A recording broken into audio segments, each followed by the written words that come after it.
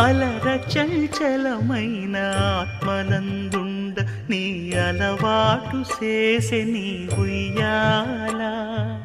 అలర చంచలమైన ఆత్మనందుండ నీ అలవాటు చేసే నీ ఉయ్యాల. పలుమారు ఉచ్ఛ్వాస పవనమందుండ నీ భావంబు తెలిపే నీ ఉయ్యాల. పలుమారు ఉచ్ఛ్వాస పవనమందుండ నీ భావంబు తెలిపే నీ